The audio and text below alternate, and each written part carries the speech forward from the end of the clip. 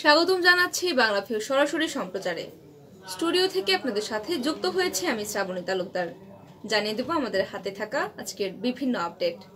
সর্বশেষ আপডেট সবার আগে পেতে যুক্ত থাকুন বাংলাভিউ এর সঙ্গে। চলে যাচ্ছি খবরে। আজ মহান মে দিবস। মহান মে দিবস উপলক্ষে নগরীতে শোডাউন করেছেন নগরপিতা আরিফুল হক চৌধুরী। সিলেট নগরীতে মহান মে দিবস উপলক্ষে শোডাউন করেছেন তিনি। আজ সকাল 11টায় নগরীর কোর্ট পয়েন্টে শ্রমিক সমাবেশ শেষে বর্ণাঢ্য শোভাযাত্রা করে বিএনপির অঙ্গ সংগঠন বাংলাদেশ জাতীয়তাবাদী শ্রমিক দল, সিলেট জেলা ও মহানগর কমিটি। শোভাযাত্রাটি কোর্ট পয়েন্ট থেকে শুরু করে নগরীর বিভিন্ন সড়ক প্রদক্ষিণ করে এবং এই সময় উপস্থিত ছিলেন সিসিকে এর বর্তমান মেয়র আরিফুল হক চৌধুরী। নির্বাচনে প্রার্থিতা নিয়ে সকল জল্পনা কল্পনার এবার অবসান ঘটালেন তিনি এবং নির্বাচনে প্রার্থী হওয়া নিয়ে তিনি পজিটিভ সংকেত দিয়েছেন।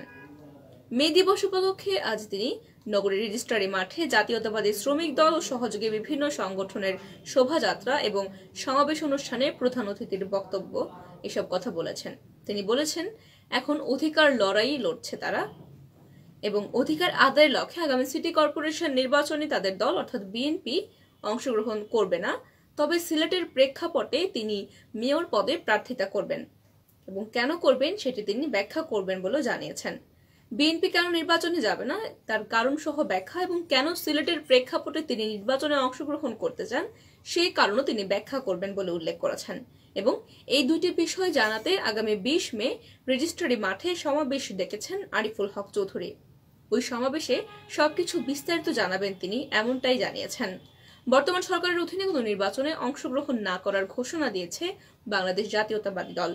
সিটি নির্বাচনও বর্জন করেছে দলটি। এই অবস্থায় বিএনপির কেন্দ্রীয় কমিটির সদস্য আরিফুল হক চৌধুরী নির্বাচনে প্রার্থী হবেন কিনা তা নিয়ে শুরু থেকেই একটা জটিলতা ছিল এবং ধোঁয়াশার সৃষ্টি হয়েছিল। সিলেট সিটিতে 2013 এবং 2018 সালের সর্বশেষ দুটি নির্বাচনে বিএনপির প্রার্থী হিসেবে তিনি নির্বাচিত হয়েছেন এবং তিনি এবারেও নির্বাচনে বিএনপির প্রার্থী হিসেবে অংশগ্রহণ করার ঘোষণা দিয়েছেন এবং সামান্য ইঙ্গিতও দিয়েছেন। আগামী 20 মে রেজিস্ট্রারি মাঠে তিনি ব্যাপারটি খোলাসা করে বলবেন, এমনটি জানিয়েছেন।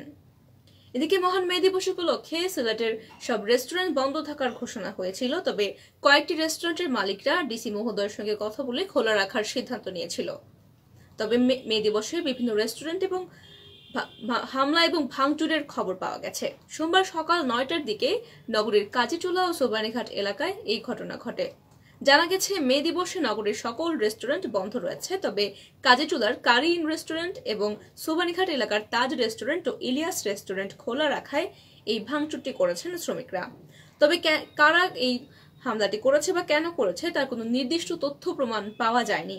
এ ব্যাপারে রেস্টুরেন্ট মালিকদের সংগঠন সিলেট ক্যাটার্স ওনার্স অ্যাসোসিয়েশনের সভাপতি শান্তদেবকে জিজ্ঞাসা করা হয়েছিল এবং তিনি বলেছেন, মে দিবসে নগরীর সকল রেস্টুরেন্ট বন্ধ রাখার ঘোষণা দেওয়া হয়েছে, তবে কিছু রেস্টুরেন্ট মালিক গতকাল পুলিশ কমিশনার এবং ডিসি মহোদয়ের সঙ্গে কথা বলে তারা খোলা রাখার কথা জানিয়েছেন এবং প্রশাসনও বিষয়টিতে সম্মতি দিয়েছিলেন। যেহেতু সিলেট একটি পর্যটক নগরী, তাই পর্যটকদের কথা চিন্তা করেই প্রশাসন এমন সিদ্ধান্ত জানিয়েছিলেন। তবে আজ সকালে সোবানীঘাট এলাকায় 3 থেকে 4টি রেস্টুরেন্টে কিছু দুর্বৃত্তরা হামলা করেছে এবং শান্তদেব জানিয়েছেন এই দুর্বৃত্তরা কেউই শ্রমিক নন। তিনি তীব্র নিন্দা জানিয়েছেন, তবে কে বা কারা কেন এই ঘটনাটি ঘটিয়েছে তার নির্দিষ্ট করে বলতে পারেনি পুলিশ বা কেউই। সিলেট মহানগর উপপুলিশ কমিশনার সুদীপ দাস জানিয়েছেন, এই ব্যাপারে তাদের কাছে কোনো তথ্য নেই, তারা খোঁজ খবর নিচ্ছেন। এদিকে মহানগর পুলিশের একটি সূত্র জানিয়েছে, মে দিবসে ওই সকল রেস্টুরেন্ট খোলা থাকায় কিছু শ্রমিক এসে খাবার নষ্ট করে চলে গেছে। তবে রেস্টুরেন্ট মালিকরা দাবি করছেন, যারা খাবার নষ্ট করেছে বা রেস্টুরেন্টে হামলা ও ভাঙচুর করেছে তাদের কেউই শ্রমিক নয়। তবে কে বা কারা এই ঘটনাটি ঘটিয়েছে এমনটি প্রশ্ন জাগছে সবার মনে। তবে পুলিশ বলেছে তারা তদন্ত করে দেখছে এবং তদন্ত সাপেক্ষে আসল কারণ জানা যাবে। সুপ্রিয় দর্শক শ্রোতা, এই ছিল আমাদের হাতে থাকা আপডেট। এতক্ষণ যারা সঙ্গে ছিলেন সকলকে অসংখ্য ধন্যবাদ।